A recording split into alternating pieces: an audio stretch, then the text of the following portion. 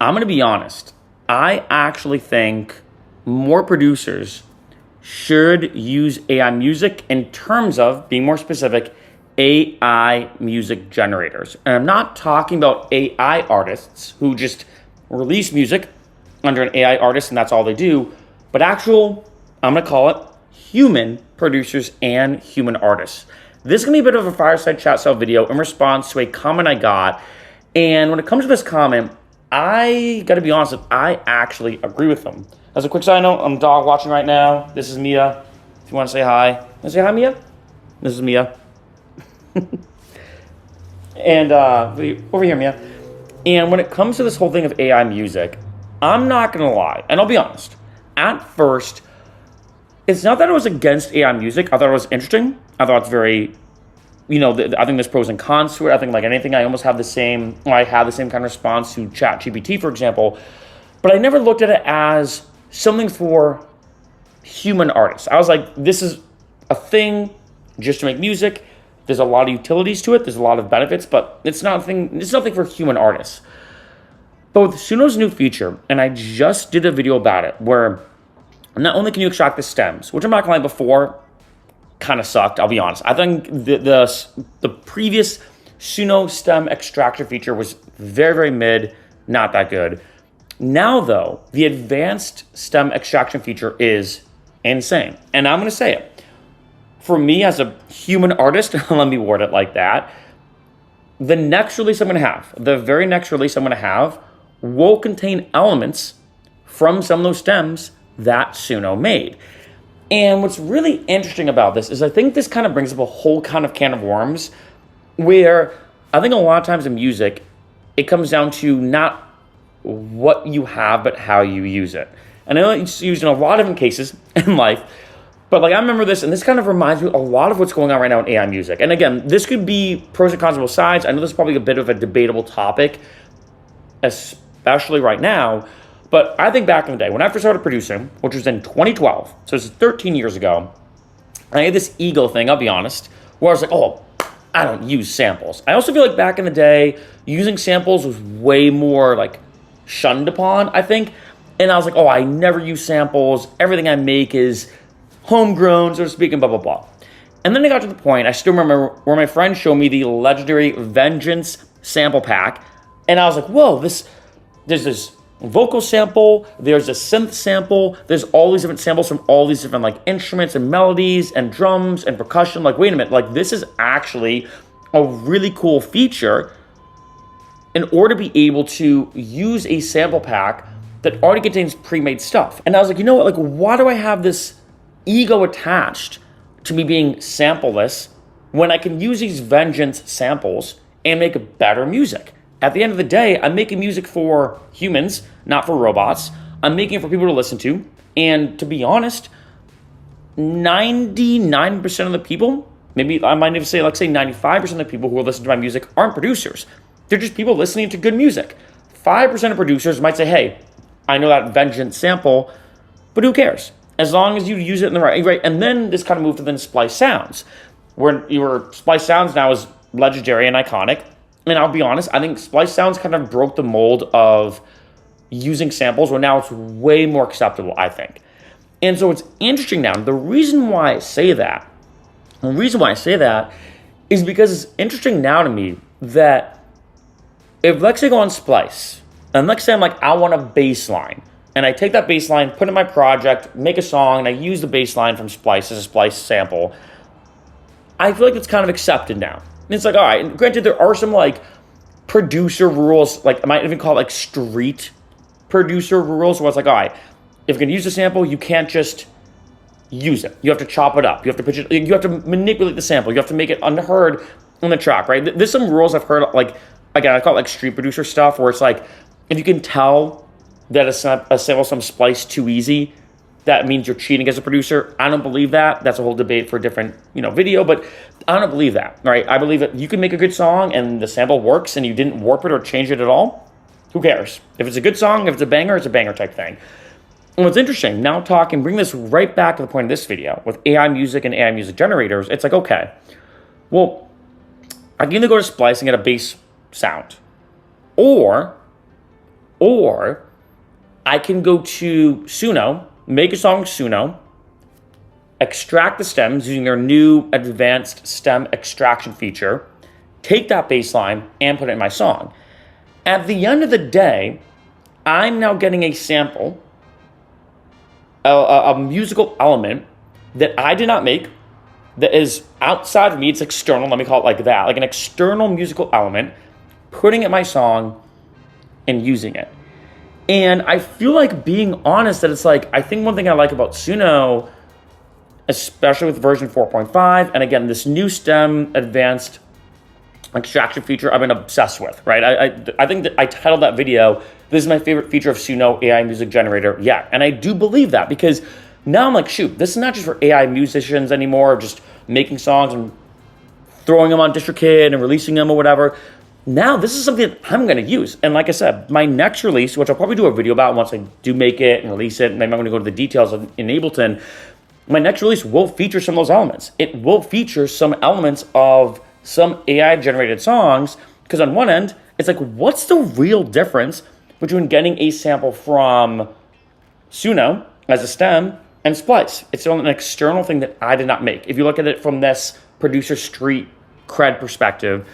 But two, it's original. We all know when it comes to Splice, like I talked about before, that because Splice is so popular, there are certain things, and I know this, I'll listen to some songs, I'm like, I know exactly where that's from. It's from Splice. I even sometimes know the pack, right? Like, I can pick it out in a heartbeat.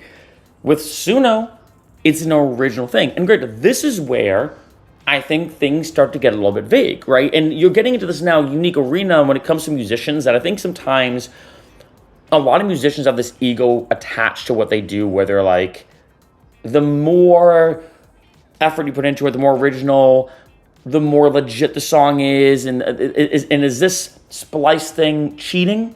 Which has been a huge debate for years since Splice really got popular. Is AI music generators cheating?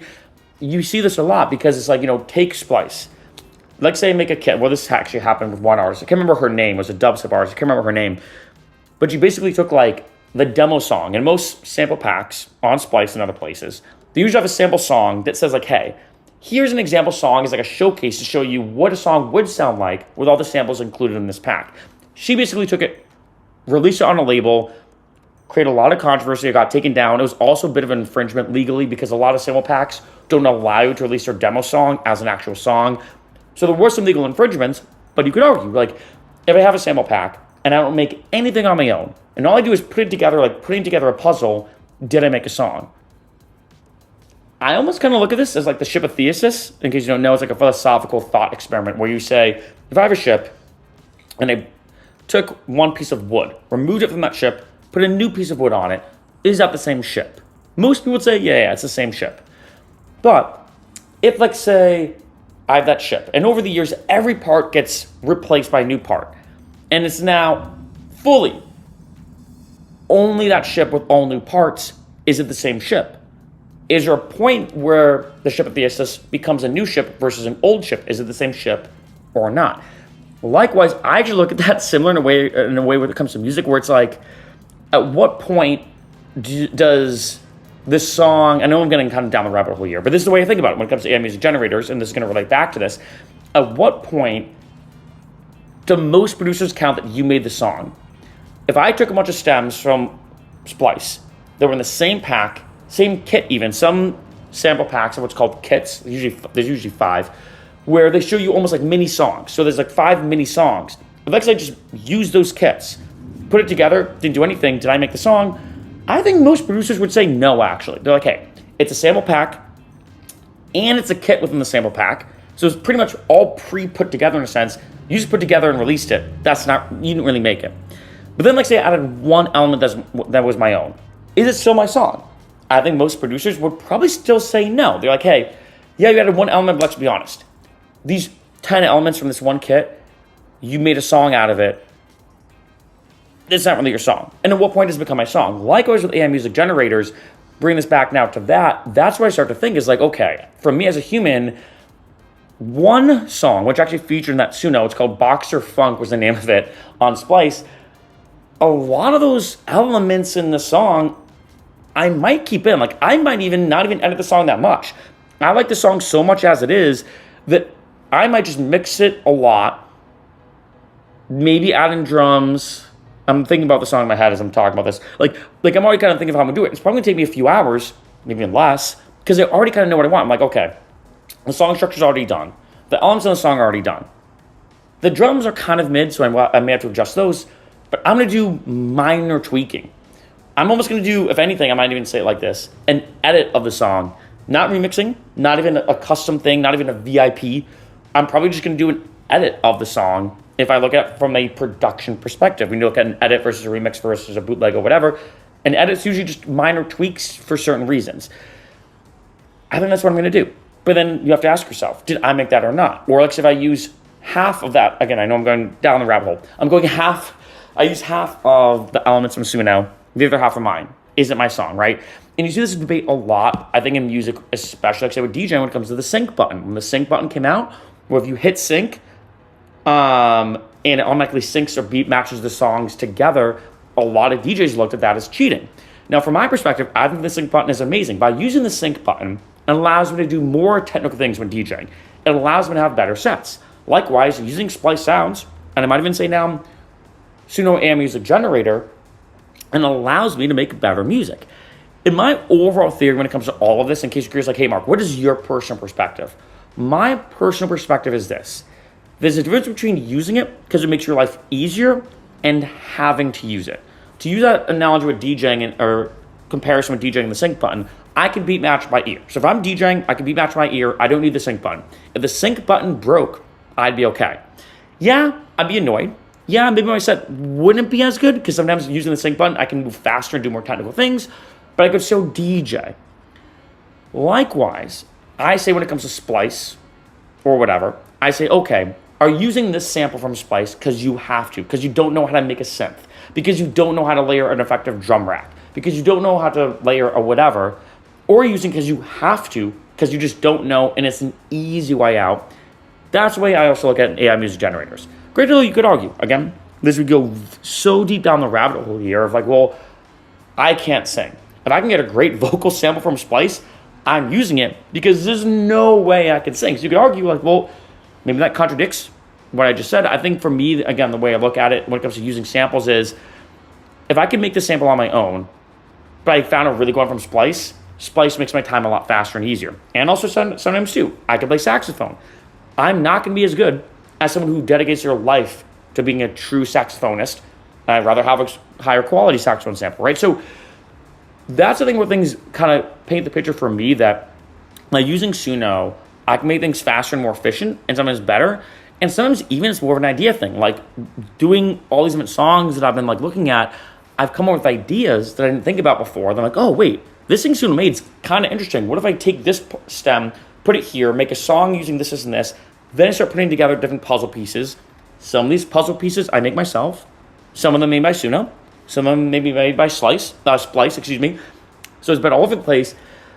But I say all this to say at the end of the day, I think AI music generators, specifically given the fact of this new advanced stem extraction feature, could be the next Splice.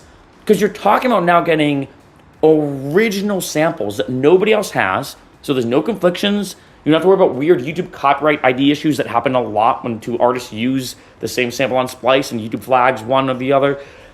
Having an original sample that's made by AI, yes, made by AI. Yeah, you didn't make it. But it's the same thing using a sample from Splice. The only difference is this one is original. And I'm going to say that as AI music generators get even better, I can see them for a lot of producers, although right now they may be a bit taboo, I think that's the best way to word it, I can see them being insanely popular in the future.